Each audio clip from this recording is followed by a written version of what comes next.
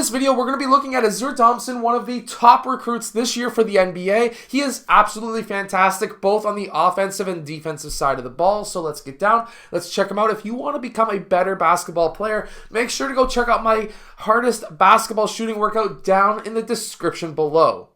Okay, so watch this clip right here. We see Ausar Thompson with his hand disrupting the crossover. This is very important for a few different things. Number one, Ausar Thompson is 6'7" with a 6'10" wingspan. This means that it's going to be a very easy time for him on defense because of his long wingspan. He's going to be able to disrupt these crossovers. He's going to be able to pick off these dribbles that go just a bit too high. And if he is aggressive, as we see he is right here, diving for that ball that's loose, this is going to be a very impactful player on the defensive side of the ball in the NBA, and he's still able to get his teammates some easy baskets from that defense.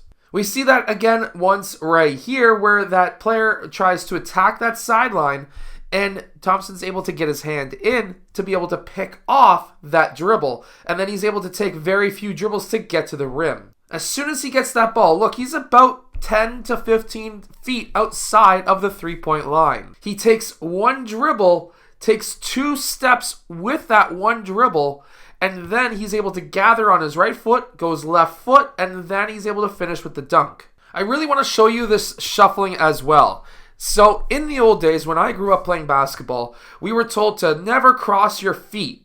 Well, guess what? That is a huge myth that a lot of coaches still try to teach. Don't cross your feet. Don't cross your feet. But guess what? If you cross your feet, you can actually stay with your defender better as long as you keep your shoulders square with your defender. If they start running or facing the sideline or the baseline, then you're going to be obviously able to get your ankles broken. But if you keep your shoulders squared up, you can actually change directions quite quickly. Here he's able to still stay with his defender and he gets that steal. So fantastic job. So here we have a loose ball. He's able to then push that ball ahead. Watch. This is such an underrated. With that first dribble, he's able to take multiple steps just from way over here to here was one dribble. And he took about 3 steps between that dribble because he pushed that ball ahead so far. He now takes another dribble and takes 2 big steps, technically 3. But guess what? While some may call this a travel, this is actually not a travel. So he takes that dribble and then he gets his hand on that ball right there.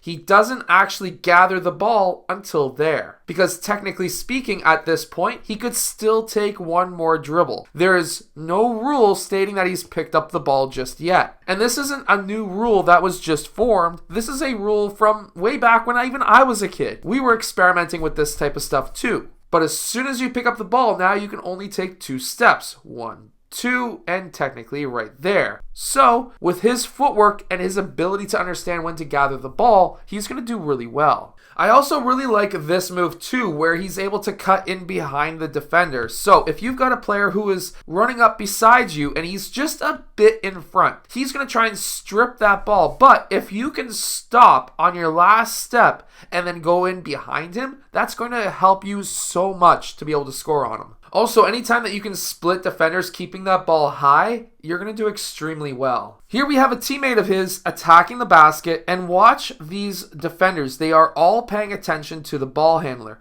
Watch what Thompson's doing. He's got his hand up, and he's cutting to the basket. If you've got teammates who keep their head up when they're dribbling or attacking the basket, and you're able to cut back door, if you've got the hops, you could definitely go up and throw some big dunks down just by cutting off ball. We see this again right here.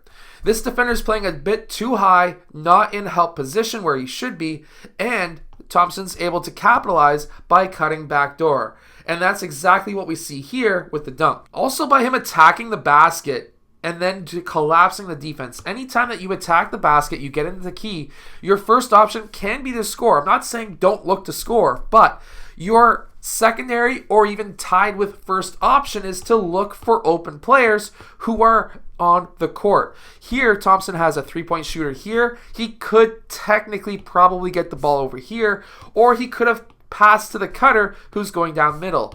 He has the option. Whatever he picks is the right option because we're not in his shoes, and he's able to hit his teammate for an open 3-point shot. So here he's attacking, he's using his off arm to keep that player behind him. And then when he attacks the rim, he collapses the defense, but watch what he does here. He's looking out to that corner already. He's able to get into the air so that he has a higher passing angle to get that ball to his teammate for that open three-point shot. And that's exactly what we see here, and his teammate's able to score with it. And his teammates are able to cut backdoor also. Here he attacks that left side, that draws the attention of this guy's defender, and this guy's able to cut backdoor. He's able to hit a perfect bounce pass to his teammate, who's able to finish with the layup, or at least a foul at the end. I can really see now where David Quadio is able to find, or at least see, or at least do some of the things that he does in the court. By me breaking down Ausar Thompson, I can really see a lot of Ausar Thompson in David Quadio. David Quadio is one of the top kids right now at the grade 7 age here in Canada, and he's on my team. Anyways, I hope that you've enjoyed today's video. Make sure to go check out the hardest basketball shooting workout down in the description below, and I'll see you guys again next time.